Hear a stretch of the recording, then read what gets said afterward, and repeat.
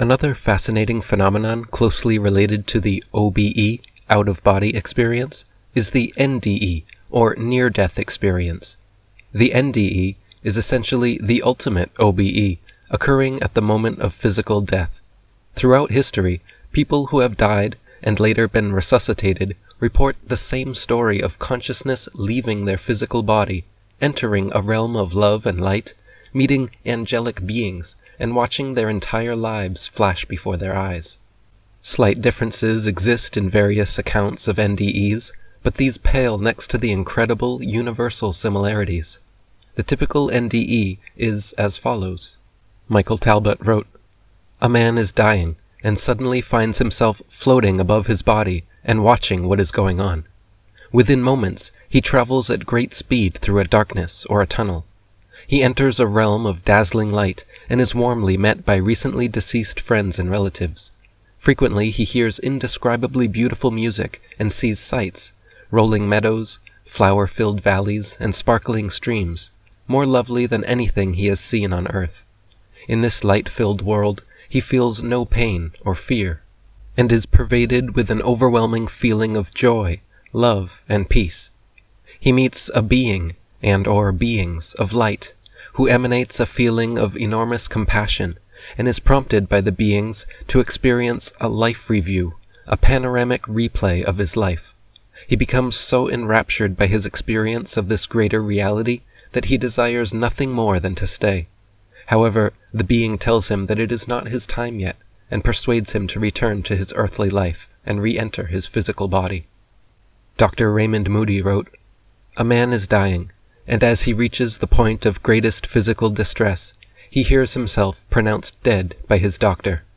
He begins to hear an uncomfortable noise, a loud ringing or buzzing, and at the same time feels himself moving very rapidly through a long dark tunnel. After this, he suddenly finds himself outside of his own physical body, but still in the immediate physical environment, and he sees his own body from a distance, as though he is a spectator.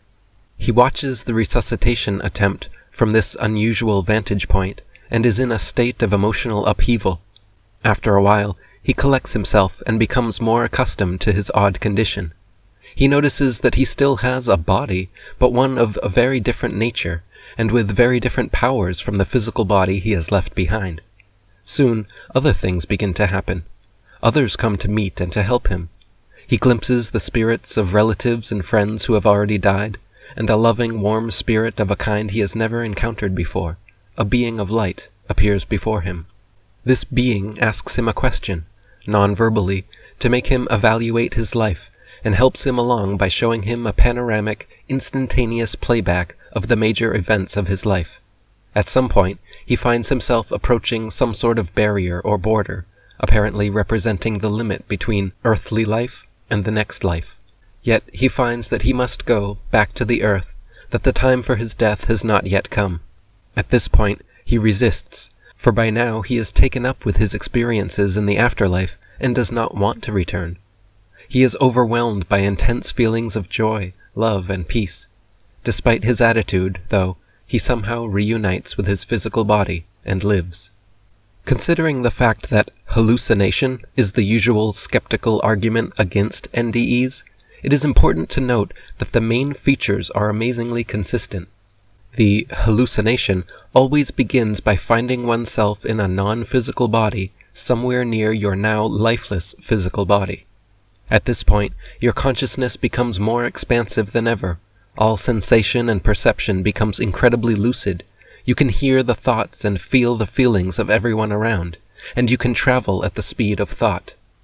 Eventually, the physical world begins to fade as you proceed to float through a luminous tunnel, walk up a long staircase, cross a narrow bridge, or other such transitional archetypal scene.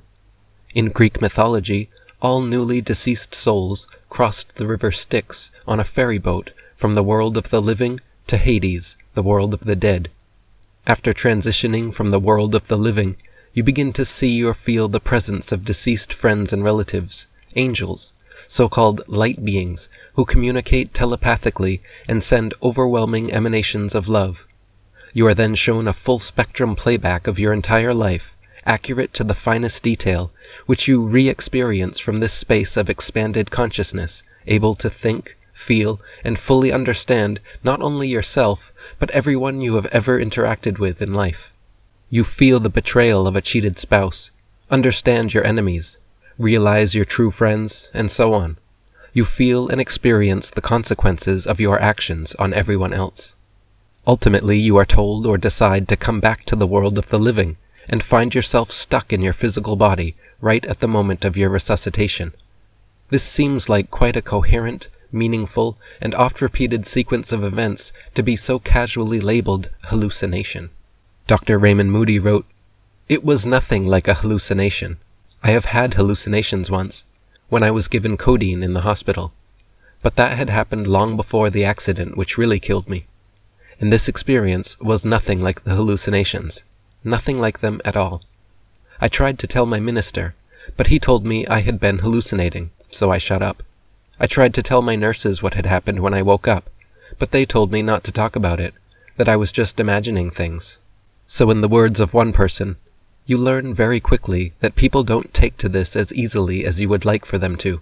You simply don't jump up on a little soapbox and go around telling everyone these things. Adrian Cooper wrote, "Some people later choose to relate their NDE experiences to doctors, relatives, and friends. However, it is likely the vast majority do not, often believing, for example, they will not be believed, or worse, are considered to have been hallucinating due to the anesthetic or other medical factors associated with the medical situation, or suffering from after effects arising from the physical condition leading to the NDE. Other people are afraid to relate NDE experiences on the basis they might be considered to be mentally deranged or will be ridiculed. To most people experiencing an NDE, relating the experience to others seems pointless, the experience itself being so intensely profound and personal. Research has proven, however, that literally millions of people have experienced an NDE, most of which are described as deeply profound, life-changing experiences. Regardless of many so-called experts claiming the contrary, no near-death experiencer ever considers their NDE to have been a hallucination. In fact, universally, near-death experiencers report the experience to be more real than this reality and like returning home. Not to mention, during the NDE, these patients were indeed clinically dead and showing zero brain activity, which fundamentally sets NDEs apart from traditional hallucinations. Furthermore, there are hundreds of documented cases in which near-death experiencers come back to life and report in detail actual events that occurred while they were dead and out of body. This obviously conflicts with the notion that NDEs are mere hallucinations. Michael Talbot wrote, "Although the orthodox view of NDEs is that they are just hallucinations, there is substantial evidence that this is not the case. As with OBEs, when near-death experiencers are out of body, they are able to report details they have no normal sensory means of knowing. For example, Moody reports a case in which a woman left her body during surgery, floated into the waiting room, and saw that her daughter was wearing mismatched plaids. As it turned out, the maid had dressed the little girl so hastily she had not noticed the error, and was astounded when the mother, who did not physically see the little girl that day, commented on the fact. In another case, after leaving her body, a female near-death experiencer went to the hospital lobby and overheard her brother-in-law tell a friend that it looked like he was going to have to cancel a business trip and instead be one of his sister-in-law's pallbearers.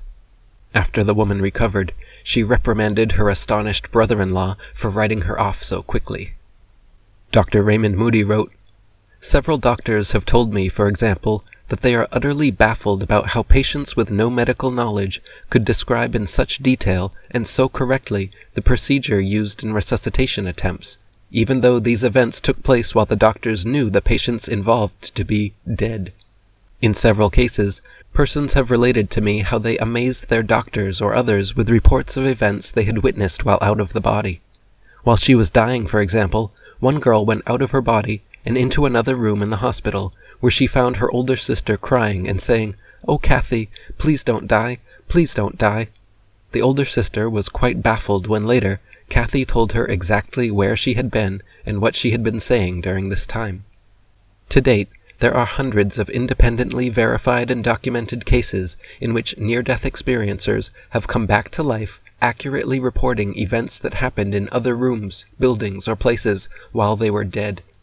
Even more astonishing, there are several cases in which blind near-death experiencers have gained sight while out of body and given detailed, visually accurate accounts of their surroundings. Near-death experience researcher Dr. Elizabeth Kubler-Ross interviewed many such clinically blind patients who were able to see perfectly while dead and out of body. She wrote that, to our amazement, they were able to describe the color and design of clothing and jewelry the people present wore.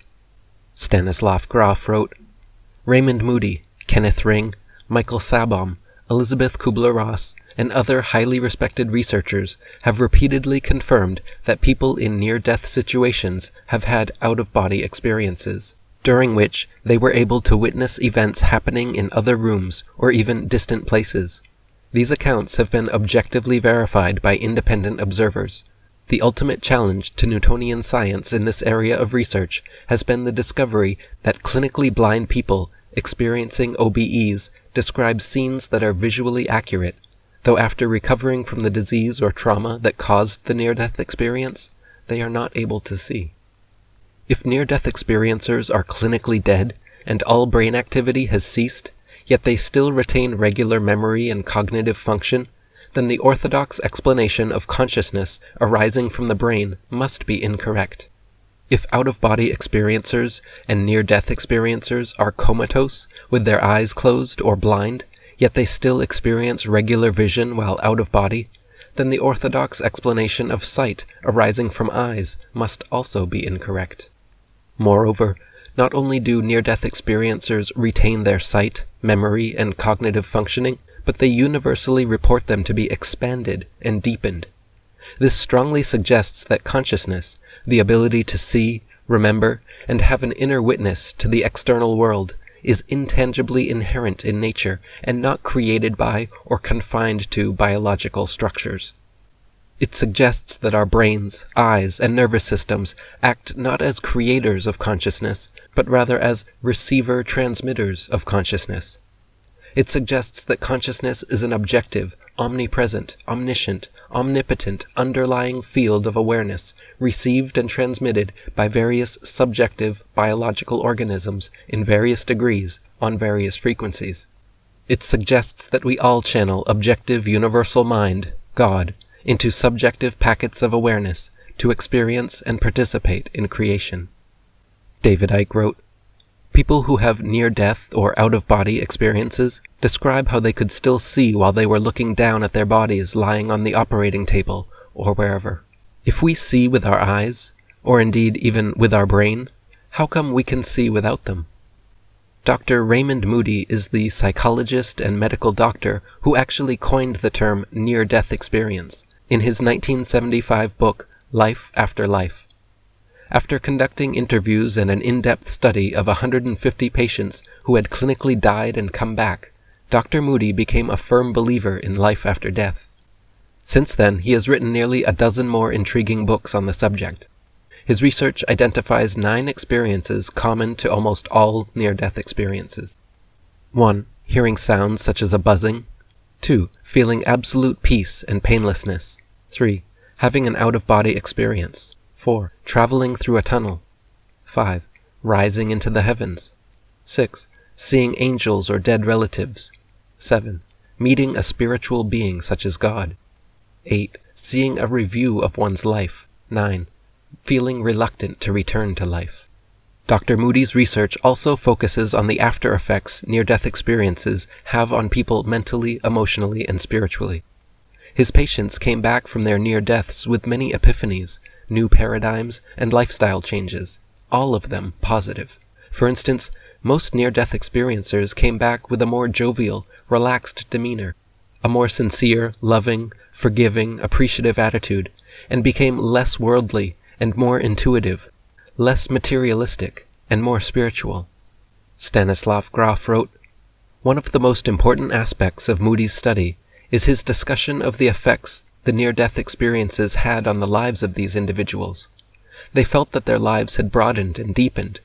they developed serious interest in ultimate philosophical and spiritual issues, and started pursuing quite different values in life than before. Existence suddenly appeared much more precious, and much more emphasis was put on a full experience of the present moment, on the here and now. There were deep changes in the concept of the relative importance of the physical body and the mind. Rarely, this was associated with the development of psychic abilities. Michael Talbot wrote, "One last piece of evidence of the reality of the NDE is the transformative effect it has on those who experience it. Researchers have discovered that near-death experiencers are almost always profoundly changed by their journey to the beyond. They become happier, more optimistic, more easygoing, and less concerned with material possessions. Most striking of all, their capacity to love expands enormously. Aloof husbands suddenly become warm and affectionate, workaholics start relaxing and devoting time to their families, and introverts become extroverts. These changes are often so dramatic that people who know the near-death experiencer frequently remark that he or she has become an entirely different person. There are even cases on record of criminals completely reforming their ways, and fire and brimstone preachers replacing their message of damnation with one of unconditional love and compassion. Near-death experiencers also become much more spiritually oriented.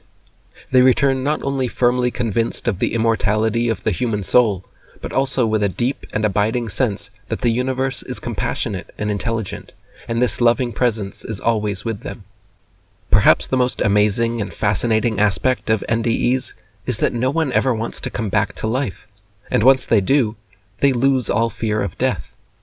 The beauty, the wonder, the feelings of absolute bliss and contentment experienced on the other side are so compelling that everyone wishes nothing more than to stay. Inevitably, though, once they do come back, they are never again afraid to die. Near-death experiencers are not afraid to die because they have personally experienced the continuation of consciousness beyond physical death, and this gnosis alleviates any fear. Dr. Moody commented on this phenomenon saying that, as one might reasonably expect, this experience has a profound effect upon one's attitude towards physical death, especially for those who had not previously expected that anything took place after death. In some form or another, almost every person has expressed to me the thought that he is no longer afraid of death. Here are just a few testimonies from Dr. Moody's patients. 1. I am thoroughly convinced that there is life after death, without a shadow of a doubt, and I am not afraid to die. I am not. Some people I have known are so afraid, so scared. I always smile to myself when I hear people doubt that there is an afterlife, or say, when you're dead, you're gone. I think to myself, they really don't know. I've had many things happen to me in my life. In business, I've had a gun pulled on me and put to my temple, and it didn't frighten me very much, because I thought, well, if I really die, if they really kill me, I know I'll still live somewhere. 2. When I was a little boy, I used to dread dying. I used to wake up at night crying and having a fit. My mother and father would rush into the bedroom and ask what was wrong. I told them that I didn't want to die, but that I knew I had to, and asked if they could stop it. My mother would talk to me and tell me, no, that's just the way it is, and we all have to face it. She said that we all had to do it alone, and that when the time came, we would do it all right. And years later, after my mother died, I would still talk about death with my wife. I still feared it. I didn't want it to come. But since this experience, I don't fear death. Those feelings vanished. I don't feel bad at funerals anymore. I kind of rejoice at them, because I know what the dead person has been through. 3. Now, I am not afraid to die. It's not that I have a death wish or want to die right now. I don't want to be living over there on the other side, now, because I'm supposed to be living here. The reason why I'm not afraid to die, though, is that I know where I'm going when I leave here, because I've been there before. Dr. Moody comments that the reason why death is no longer frightening, as all of these excerpts express, is that after his experience, a person no longer entertains any doubts about his survival of bodily death. It is no longer merely an abstract possibility to him, but a fact of his experience. Many of Dr. Moody's patients have actually ceased using the word death altogether, insisting that if by death one means the annihilation of consciousness, then death is a misnomer. It does not exist. Moody seems to agree with this assertion as evidenced by the title of his first NDE book, Life After Life. One of his patients stated, "Some say that we are not using the word death because we are trying to escape from it. That's not true in my case. After you've once had the experience that I had, you know in your heart that there is no such thing as death. You just graduate from one thing to another, like from grammar school to high school to college." Adrian Cooper wrote, "NDE, OBE, and astral projection are all experiences reproducing what will happen to each and every person at the point of physical death, resulting in a profound knowing of the truth of the higher realities and the continuation of life after the death of the physical body. Anyone enjoying these experiences will profoundly know beyond any doubts that the state known as death is not final, but is rather the continuation of a much greater adventure, the next stage in life as an immortal spiritual being of the multidimensional universe." In 1981, Gallup performed a telling poll which found that 8 million adult Americans, over 5% of the population, had experienced an NDE. This massive figure means that if NDEs are mere hallucinations, as the orthodox establishment would have us believe, then they are absolutely epidemic mass hallucinations affecting millions and millions. Is this even plausible? In 1982, Dr. Michael Sabom, the cardiologist OBE skeptic turned believer from last chapter, collated 5 years of interviews with patients brought back to life after clinical death. Out of these 78 patients, 40% of them, without being prompted, reported experiencing a typical NDE. Irvin Laszlo wrote, "What Sabom discovered, much to his surprise, was the level of commonality expressed by those who reported NDEs, one that has remained consistent throughout all such subsequent research. Often the experience involves the person traveling through a tunnel to an all-encompassing light that innately feels loving and blissful, to be met by departed loved ones, or archetypal or iconic figures. There's an expansion of awareness, regularly accompanied by a non-judgmental but frank life review, and sometimes, appearing to be by personal choice, and other times by a gentle but firm mandate, the person is made to return to his or her life, often with the profound sense of having to complete a mission." Dr. Sabom found there was no difference in religious convictions between near-death experiencers and non-near-death experiencers, nor was there any difference in being previously aware of the existence of such experiences. In fact, more patients who had NDEs were previously unaware of the existence of NDEs than those who were already aware of them. Dr. Sabom's research concluded that NDEs happen regardless of expectation, religion, culture, or creed. Michael Talbot wrote, "Near-death experiencers also have no unique demographic characteristics. Various studies have shown that there is no relationship between NDEs and a person's age, sex, marital status, race, religion, and/or spiritual beliefs, social class, educational level, income, frequency of church attendance, size of home community, or area of residence. NDEs, like lightning, can strike anyone at any time. The devoutly religious are no more likely to have an NDE than non-believers." In 1990, pediatrician Dr. Melvin Morse first became interested in the NDE phenomenon after interviewing 12 young children recently resuscitated from cardiac arrest, and 8 of them reporting NDEs. Over the next 10 years, Dr. Morse interviewed every cardiac arrest survivor at his hospital. Time and time again, he heard the same story recounted. The patients found themselves outside their physical bodies, watched the doctors scramble to resuscitate them, were drawn into a mystical tunnel, and greeted by angelic light beings. Michael Talbot wrote, "Dr. Melvin Morse, a pediatrician in Seattle, Washington, first became interested in NDEs after treating a 7-year-old drowning victim. By the time the little girl was resuscitated, she was profoundly comatose, had fixed and dilated pupils, no muscle reflexes, and no corneal response.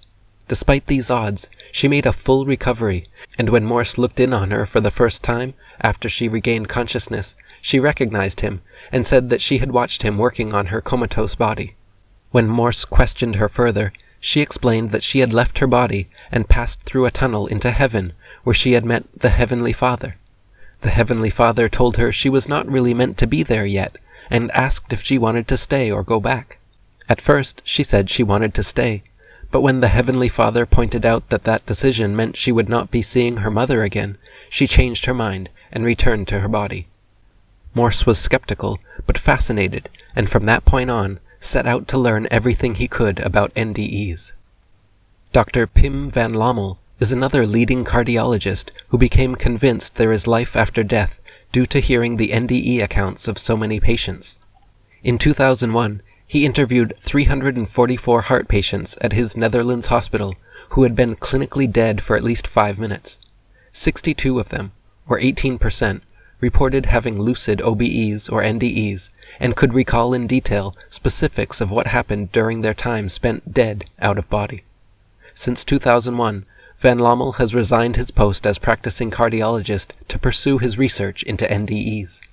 David Icke wrote, Dutch cardiologist Pim van Lommel produced a massive study of near-death experiences that supported the whole concept of life after death, as well as raising questions about DNA, the collective unconscious, and the idea of karma. His findings were published in the British medical journal The Lancet. Van Lommel's interest was sparked 35 years ago when a patient told him about her near-death experience, but his serious study only began after he later read a book called Return from Tomorrow, in which the American doctor George Ritchie detailed his own experience of near-death. Van Lommel began to ask all his patients if they remembered anything during their cardiac arrests. In one popular case, a female near-death experiencer found herself moving towards the light at the end of the tunnel and saw a friend of hers coming back the other way. As they passed each other, the friend telepathically communicated that he had died but was being sent back. Confused, the woman continued down the tunnel, only to eventually be sent back herself. Upon resuscitation, she discovered that her friend had suffered cardiac arrest at approximately the same time, and vividly remembered seeing and communicating with her as well. Here are a few quotes from some of Van Lommel's other patients about their NDEs. 1. I became detached from the body and hovered within and around it. It was possible to see the surrounding bedroom and my body, even though my eyes were closed. I was suddenly able to think hundreds or thousands of times faster and with greater clarity than is humanly normal or possible. At this point, I realized and accepted that I had died. It was time to move on. It was a feeling of total peace, completely without fear or pain, and didn't involve any emotions at all. 2. I was looking down at my own body from up above and saw doctors and nurses fighting for my life. I could hear what they were saying. Then I got a warm feeling, and I was in a tunnel. At the end of that tunnel was a bright, warm, white, vibrating light. It was beautiful. It gave me a feeling of peace and confidence. I floated towards it. The warm feeling became stronger and stronger. I felt at home, loved, nearly ecstatic. I saw my life flash before me. Suddenly I felt the pain of the accident once again and shot back into my body. I was furious that the doctors had brought me back. This experience is a blessing for me, for now I know for sure that body and soul are separated, and that there is life after death. It has convinced me that consciousness lives on beyond the grave. Death is not death, but another form of life. 3. During my NDE, I saw a man who looked at me lovingly, but whom I did not know. Later, at my mother's deathbed, she confessed to me that I had been born out of an extramarital relationship, my father being a Jewish man who had been deported and killed during the Second World War, and my mother showed me his picture. The unknown man that I had seen years before during my near-death experience turned out to be my biological father. Dr. Van Lommel notes in his research that at the moment of their deaths, not only are near-death experiencers conscious, but their consciousness becomes more expansive than ever. They are able to think hundreds of times clearer and quicker than normal, and remember every detail of their lives since childhood, yet all the while they are clinically dead and showing zero brain activity. This raises the obvious philosophical question: if consciousness is merely a byproduct of brain activity, as the scientific materialist establishment would have us believe, then how is it possible for millions of people to experience these phenomena? Whether they are authentic visits to the afterlife or merely hallucinations, either way, near-death experiences defy the orthodox theory that consciousness arises from brain activity. Just like Dr. Moody, Dr. Van Lommel found that his patients lost all fear of death after coming back from their NDEs, and the reason for this, Dr. Van Lommel says, is because they have experienced that their consciousness lives on, that there is continuity. Their life and their identity don't end when the body dies. They simply have the feeling they're taking off their coat. Dr. Rick Strassman wrote, "The NDE may climax with emerging into an indescribably loving and powerful white light that emanates from the divine, holy, and sacred. This leads to a mystical or spiritual experience in which time and space lose all meaning. Those who undergo an NDE feel embraced by something much greater than themselves or anything they previously could have imagined, the source of all existence. There's a certainty that consciousness exists after death. Those who reach the mystical level of the NDE emerge with a greater appreciation for life, less fear of death, and a reorientation of their priorities to less material and more spiritual pursuits. The sense of reality of what near-death experiencers see and feel is undeniably certain, and it's common to hear expressions like, 'it was more real than real.' It is difficult for those coming back from an NDE to describe it. They often say it is beyond language." My good friend Chris Wilshaw from the Tao Wow blog experienced an NDE while traveling abroad in India many years ago. Near the end of his visit, he became very ill, weak, and unable to keep food down for over a fortnight, after which he died. Chris wrote of that fateful evening, "At some point that night, I knew for sure I was dying. I knew when I was close to death. I knew the point I had accepted death. I knew for certain, as with all of these stages, each one, what they were and what they meant. And I knew when I was dead. The bliss and completeness were unput into wordable, and I have accepted that now, years on. The experience is with me now, but language does not exist to paint it." During his NDE, which he emphasizes was a death experience, not a near-death experience, Chris went through most of Dr. Moody's 9 stages. He did not hear any buzzing or beautiful music, but did feel absolute peace and completeness, lifted out of his physical body, traveled through a tunnel upwards to the heavens, and met some notable astral beings. He encountered a man painting statues of deities who claimed to be the inventor of Hinduism. He sat in silent meditation with the Buddha. He interacted with a female Gaia entity, and finally, quote, "reached a point of no beings, no separations, and pure completeness, no room for God, no duality." Amazingly, when Chris came back into his body the next morning, he was completely healthy, had a full appetite, and felt all his energy replenished. Now, looking back at his NDE, he recounts a few basic truths that were shown to him. "The basics of the truths that were clearly made to me that night are that all is this, one, perfect. Life and death are nothing but ideas.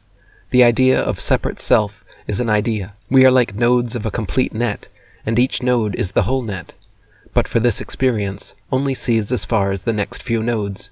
Beyond that is mystery. Yet beyond that is infinity. And if anything is infinite, it is also you. You're infinite. You are me as I am you, as we are one. The one.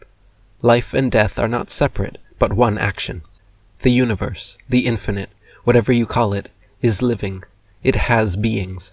These beings come and go, but their coming and going are not life or death. An infinite number of beings have been born and will be born. An infinite number of beings have died and will die.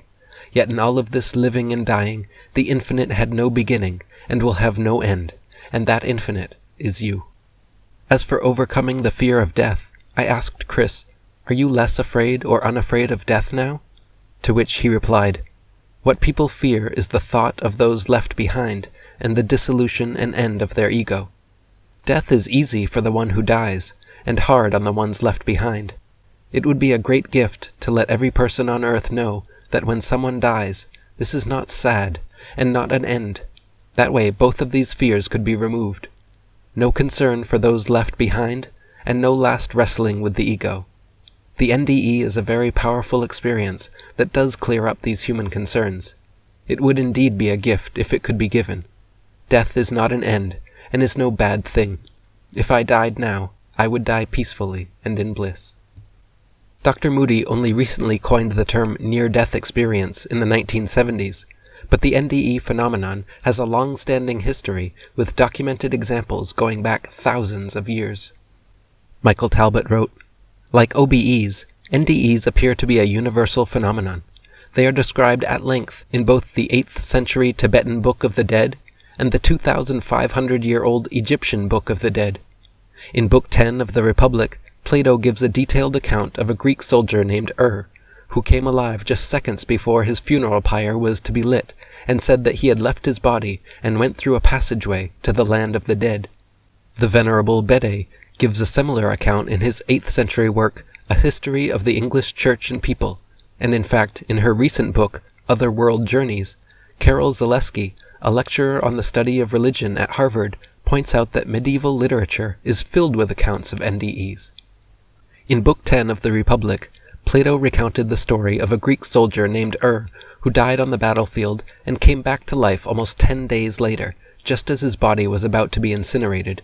Awoke with a start and began describing what he had seen on the other side. He said his soul left his physical body and joined with a group of other spirits who led him upwards through a passageway to the afterlife. There the other souls were taken by divine light beings and shown detailed life reviews. Himself was shown many sights, but not his life review, and was ultimately sent back and told to inform others on Earth about what he experienced in the afterlife realm. Amazingly, this 2,500-year-old story sounds exactly like modern NDE accounts. Dr. Raymond Moody wrote, "According to Plato, the soul comes into the physical body from a higher and more divine realm of being. For him, it is birth which is the sleeping and the forgetting, since the soul, in being born into the body, goes from a state of great awareness to a much less conscious one, and in the meantime forgets the truths it knew while in its previous out-of-body state. Death, by implication, is an awakening and remembering. Plato remarks that the soul that has been separated from the body upon death can think and reason even more clearly than before, and that it can recognize things in their true nature far more readily. Furthermore, soon after death, it faces a judgment in which a divine being displays before the soul all the things, both good and bad, which it has done in its life, and makes the soul face them." Plato's mentor Socrates' belief in the afterlife was so strong that he actually looked forward to his own death with curiosity and excitement. Socrates said that death was simply the separation of soul from body, and an awakening from illusion to reality, this five-sense world being the illusion, and reality existing on the higher, non-physical planes. This is consistent also with the Egyptian and Tibetan Books of the Dead, which suggest that immediately following death, we assume a ka, or bardo, spiritual body, which transcends the ordinary limitations of time, space, and matter. Dr. Raymond Moody wrote, "In the Tibetan account, the mind or soul of the dying person departs from the body. At some time thereafter, his soul enters a swoon, and he finds himself in a void, not a physical void, but one which is, in effect, subject to its own kind of limits, and one in which his consciousness still exists. He may hear alarming and disturbing noises and sounds, described as roaring, thundering, and whistling noises, like the wind, and usually finds himself and his surroundings enveloped in a gray, misty illumination. He is surprised to find himself out of his physical body. He sees and hears his relatives and friends mourning over his body and preparing it for the funeral, and yet, when he tries to respond to them, they neither hear nor see him. He does not yet realize that he is dead, and he is confused. He asks himself whether he is dead or not, and, when he finally realizes that he is, wonders where he should go, or what he should do. A great regret comes over him, and he is depressed about his state. For a while, he remains near the places with which he has been familiar while in physical life. He notices that he is still in a body called the shining body, which does not appear to consist of material substance. Thus, he can go through rocks, walls, and even mountains without encountering any resistance. Travel is almost instantaneous. Wherever he wishes to be, he arrives there in only a moment. His thought and perception are less limited. His mind becomes very lucid, and his senses seem more keen and more perfect and closer in nature to the divine. If he has been in physical life blind or deaf or crippled, he is surprised to find that in his shining body, all his senses, as well as the powers of his physical body, have been restored and intensified. He may encounter other beings in the same kind of body, and may meet what is called a clear or pure light. The Tibetans counsel the dying one approaching this light to try to have only love and compassion towards others. The book also describes the feelings of immense peace and contentment which the dying one experiences, and also a kind of mirror in which his entire life, all deeds, both good and bad, are reflected for both him and the beings judging him to see vividly. In this situation, there can be no misrepresentation. Lying about one's life is impossible. In short, even though the Tibetan Book of the Dead includes many later stages of death, which none of my subjects have gone so far as to experience, it is quite obvious that there is a striking similarity between the account in this ancient manuscript and the events which have been related to me by 20th century Americans. The Bible also contains stories of typical near-death experiences, such as Paul on the road to Damascus. Paul was a persecutor of Christians until receiving his famous vision and conversion. Acts 26 describes how Paul saw a light from heaven above the brightness of the sun shining round about me. He then heard the voice of Jesus speaking to him, asking, "Why persecutest thou me?" The voice then tells Paul that he has appeared to him for a purpose, to make him a minister and a witness of God. Dr. Raymond Moody wrote, "This episode obviously bears some resemblance to the encounter with the being of light in near-death experiences. First of all, the being is endowed with personality, though no physical form is seen, and a voice, which asks a question and issues instructions, emanates from it. When Paul tries to tell others, he is mocked and labeled as insane. Nonetheless, the vision changed the course of his life. He henceforth became the leading proponent of Christianity as a way of life, entailing love of others." 1 Corinthians 15 gets even more specific regarding the life-after-death state. It is asked, "How are the dead raised up? And with what body do they come?" To which it is answered that there are both terrestrial bodies and celestial bodies, natural bodies and spiritual bodies. In death, the scripture says, "We shall not all sleep, but we shall all be changed. In a moment, in the twinkling of an eye, the dead shall be raised incorruptible." Dr. Raymond Moody wrote, "Interestingly, Paul's brief sketch of the nature of the spiritual body corresponds very well with the accounts of those who have found themselves out of their bodies. In all cases, the immateriality of the spiritual body, its lack of physical substance, is stressed, as are its lack of limitations. Paul says, for example, that whereas the physical body was weak and ugly, the spiritual body will be strong and beautiful. This reminds one of the account of a near-death experience in which the spiritual body seemed whole and complete, even when the physical body could be seen to be mutilated, and of another in which the spiritual body seemed to be of no particular age, i.e., not limited by time. In 1688, the Leonardo da Vinci of his era, Swedish mystic Swedenborg was born. He spoke 9 languages, and was a successful mathematician, politician, astronomer, and businessman. He built watches and microscopes, invented prototypes for the submarine and airplane, and wrote books on diverse subjects ranging from physics and chemistry to color theory and metallurgy.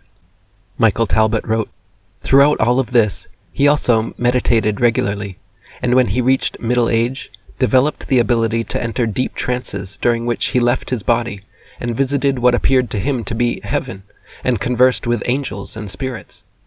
That Swedenborg was experiencing something profound during these journeys there can be no doubt. He became so famous for this ability that the Queen of Sweden asked him to find out why her deceased brother had neglected to respond to a letter she had sent him before his death. Swedenborg promised to consult the deceased, and the next day returned with a message which the Queen confessed contained information only she and her dead brother knew. Swedenborg performed this service several times for various individuals who sought his help, and on another occasion told a widow where to find a secret compartment in her deceased husband's desk in which she found some desperately needed documents. So well known was this latter incident that it inspired the German philosopher Immanuel Kant to write an entire book on Swedenborg, entitled Dreams of a Spirit Seer. Swedenborg's descriptions of his out-of-body experiences in the afterlife realm, just like Plato's, the Bible's, and the Egyptian and Tibetan books of the dead, all closely parallel descriptions given by modern-day near-death experiencers. He mentions going through a tunnel, being greeted by telepathic, loving angels, seeing landscapes more beautiful than Earth, and being subjected to an extensive life review. All in all, Swedenborg wrote nearly 20 volumes about his out-of-body experiences. On his deathbed, Swedenborg was asked if there was anything he wanted to recant, to which he replied, "Everything that I have written is as true as you now behold me. I might have said much more had it been permitted to me. After death, you will see all, and then we shall have much to say to each other on the subject." Dr. Raymond Moody wrote, "How is it, we might well ask ourselves, that the wisdom of Tibetan sages, the theology and visions of Paul, the strange insights and myths of Plato, and the spiritual revelations of Swedenborg all agree so well, both among themselves and with the narratives of contemporary individuals who have come as close as anyone alive to the state of death?" Shamans the world over, throughout history, have spoken of visiting the spirit world, or afterlife realm, regularly, conversing with sentient entities and deceased souls, then bringing visions and messages back to the living tribesmen. They believe that in the other realm, one possesses a subtle body. It is populated by many spiritual teachers, and it is a world created by the thoughts and imaginations of many people. Amazonian shamans use the psychedelic brew ayahuasca to transport them into this realm. The Persian Sufis enter a deep trance-like meditation in order to visit this land where spirits dwell, and the Australian Aboriginals regularly enter this realm during group meditations called dream time. Michael Talbot wrote, "The picture of reality reported by near-death experiencers is remarkably self-consistent, and is corroborated by the testimony of many of the world's most talented mystics as well. Even more astonishing is that as breathtaking and foreign as these subtler levels of reality are to those of us who reside in the world's more advanced cultures, they are mundane and familiar territories to so-called primitive peoples. For example, Dr. E. Nandisvara Nayaki-Thero, an anthropologist who has lived with and studied a community of Aborigines in Australia, points out that the Aboriginal concept of the dream time, a realm that Australian shamans visit by entering a profound trance, is almost identical to the afterlife planes of existence described in Western sources. It is the realm where human spirits go after death, and once there, a shaman can converse with the dead and instantly access all knowledge. It is also a dimension in which time, space, and the other boundaries of earthly life cease to exist, and one must learn to deal with infinity. Because of this, Australian shamans often refer to the afterlife as survival in infinity. Virtually all of the world's shamanic traditions describe a spirit world or alternate dimension reached during states of altered consciousness, which they maintain is where souls travel after physical death. Shamans are experts at navigating these inner realms, and they regularly use deep meditation, ecstatic dance, ingestion of entheogens, and other methods of shifting consciousness in order to enter them. In many tribes, the prerequisite to becoming a shaman is having a near-death experience. The Seneca, the Sioux, the Yaku, the Zulu, the Kikuyu, the Guajiru, the Mudang, the Eskimos, and many other tribal societies all have traditions of shamans assuming the role after a life-threatening illness brings them face-to-face with the afterlife spirit world. Stanislav Grof wrote, "Most non-Western cultures have religious and philosophical systems, cosmologies, ritual practices, and certain elements of social organization that make it easier for their members to accept and experience death. These cultures generally do not see death as the absolute termination of existence. They believe that consciousness or life in some form continues beyond the point of physiological demise. Whatever specific concepts of afterlife prevail in different cultures, death is typically regarded as a transition or transfiguration, and not as the final annihilation of the individual. Mythological systems have not only detailed descriptions of various afterlife realms, but frequently also complex cartographies to guide souls on their difficult posthumous journeys. University of Toronto psychology professor Joel Witten has successfully used hypnosis to regress dozens of patients to the time before their birth and published his findings in the book Life Between Life. In this between-life state, his patients universally reported all the classic features of NDEs, including passage through a tunnel, entering a light-filled realm outside of space and time, encountering deceased relatives or spirit guides, and being subjected to an extensive life review. Dr. Joel Witten wrote, "The message from deep trance is that life after death is synonymous with life before birth, and that most of us have taken up residence in this other world many, many times as disembodied entities. Subconsciously, we are just as familiar with discarnate existence as we are with the earth plane. The next world is both the state we have left behind in order to be born, and the state to which we return at death. As the wheel of life revolves, birth and death happen repeatedly in the evolution of the individual. Death is no more than the threshold of consciousness that separates one incarnation from the next. Truly, there is life between lives. Subjects whose religious backgrounds are as varied as their initial prejudices for or against reincarnation have testified consistently that rebirth is fundamental to the evolutionary process in which we are enveloped. At death, they say, the soul leaves the body to enter a timeless, spaceless state. There, our most recent life on earth is evaluated, and the next incarnation is planned according to our karmic requirements. Several NDE researchers, such as Dr. Kenneth Ring, author of Life at Death, have pointed out that the holographic universe model offers a way of understanding these experiences as ventures into the more frequency-like aspects of reality. For instance, many patients describe their experiences as entering a realm of higher vibrations or frequencies, where everything is made of light and sound. The sounds are described as celestial music, more like a combination of vibrations than actual sounds, and the lights are described as more brilliant than any on Earth, but despite their intensity do not hurt the eyes. Dr. Ring believes these and other observations provide evidence that the act of dying involves our consciousness being shifted away from the ordinary explicate world of appearances into the implicate holographic reality of pure frequency. Michael Talbot wrote, "Ring is not alone in his speculations. In the keynote address for the 1989 meeting of the International Association for Near-Death Studies, Dr. Elizabeth W. Fensky, a clinical psychologist in private practice in Philadelphia, announced that she too believes that NDEs are journeys into a holographic realm of higher frequencies. She agrees with Ring's hypothesis that the landscapes, flowers, physical structures, and so forth of the afterlife dimension are fashioned out of interacting or interfering thought patterns. I think we've come to the point in NDE research where it's difficult to make a distinction between thought and light. In the near-death experience, thought seems to be light," she observes.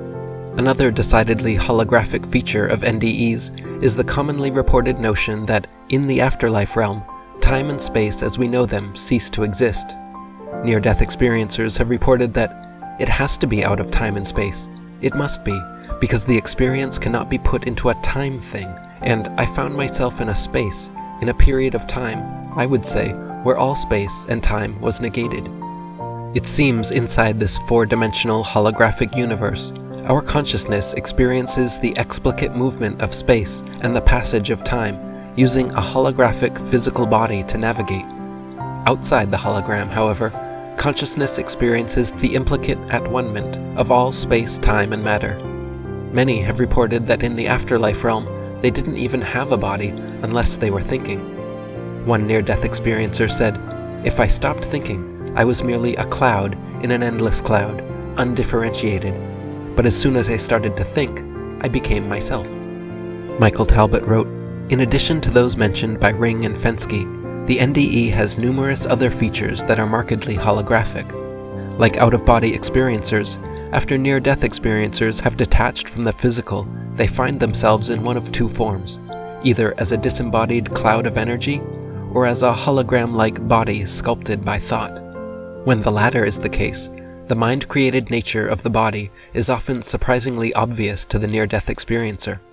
For example, one near-death survivor says that when he first emerged from his body, he looked something like a jellyfish, and fell lightly to the floor like a soap bubble. Then he quickly expanded into a ghostly three-dimensional image of a naked man. However, the presence of two women in the room embarrassed him, and to his surprise, this feeling caused him suddenly to become clothed. That our innermost feelings and desires are responsible for creating the form we assume in the afterlife dimension is evident in the experiences of other NDEers. People who are confined in wheelchairs in their physical existence find themselves in healthy bodies that can run and dance. Amputees invariably have their limbs back. The elderly often inhabit youthful bodies. And even stranger, children frequently see themselves as adults, a fact that may reflect every child's fantasy to be a grown-up, or, more profoundly, may be a symbolic indication that in our souls, some of us are much older than we realize. Perhaps the most holographic aspect of NDEs is the life review. Dr. Ring calls it a holographic phenomenon par excellence. Many near-death experiencers themselves have used the term holographic to describe the experience. It was an incredibly vivid, wrap-around, three-dimensional replay of my entire life, said one near-death experiencer. It's like climbing right inside a movie of your life, said another. Every moment from every year of your life is played back in complete sensory detail. Total recall. And it all happens in an instant. The whole thing was really odd. I was there. I was actually seeing these flashbacks. I was actually walking through them, and it was so fast. Yet it was slow enough that I could take it all in. Thus, the experience is holographic both in its panoramic three-dimensionality and also in its incredible capacity for information storage. Near-death experiencers lucidly re-experience every single thought and emotion of not only their lives, but the thoughts and emotions of everyone else they ever came in contact with. They feel the joy of people who they treated kindly, and the pain of people they treated poorly. No thought or emotion, theirs or anyone else's they ever knew, remains private. Michael Talbot wrote, "In fact, the life review bears a marked resemblance to the afterlife judgment scenes described in the sacred texts of many of the world's great religions, from the Egyptian to the Judeo-Christian, but with one crucial difference. Like Witten's subjects, near-death experiencers universally report that they are never judged by the beings of light, but feel only love and acceptance in their presence. The only judgment that ever takes place is self-judgment, and arises solely out of the near-death experiencer's own feelings of guilt and repentance. Occasionally, the beings do assert themselves, but instead of behaving in an authoritarian manner, they act as guides and counselors whose only purpose is to teach. This total lack of cosmic judgment, and/or any divine system of punishment and reward, has been and continues to be one of the most controversial aspects of the NDE among religious groups, but it is one of the most oft-reported features of the experience. What is the explanation? Moody believes it is as simple as it is polemic. We live in a universe that is far more benevolent than we realize. That is not to say that anything goes during the life review. Like Witten's hypnotic subjects, after arriving in the realm of light, near-death experiencers appear to enter a state of heightened or meta-conscious awareness and become lucidly honest in their self-reflections. It also does not mean that the beings of light prescribe no values. In NDE after NDE, they stress two things. One is the importance of love. Over and over they repeat this message, that we must learn to replace anger with love, learn to love more, learn to forgive and love everyone unconditionally, and learn that we in turn are loved. This appears to be the only moral criterion the beings use. The second thing the beings emphasize is knowledge. Frequently, near-death experiencers comment that the beings seemed pleased whenever an incident involving knowledge or learning flickered by during their life review. Some are openly counseled to embark on a quest for knowledge after they return to their physical bodies, especially knowledge related to self-growth or that enhances one's ability to help other people. Stanislav Grof wrote, "Many dying individuals have reported encounters with other beings, such as dead relatives or friends, guardian spirits, or spirit guides.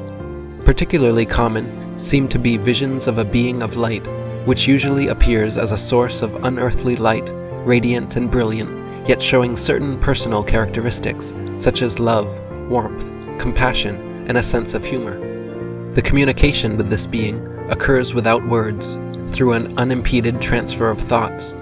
In the context of this encounter, or outside of it, the dying individual can experience a partial or total review of his or her life, which almost always involves vivid colors and a three-dimensional dynamic form. The message from this experience seems to be the realization that learning to love other people and acquiring higher knowledge are the most important values in human life. People on their deathbeds will often speak of seeing angels, deceased friends or family, seeing bright warm lights of love, or having their entire lives flash before their eyes. These visions begin to reconcile traditional notions of heaven and the afterlife with the actual experiences of current and historical near-death experiencers.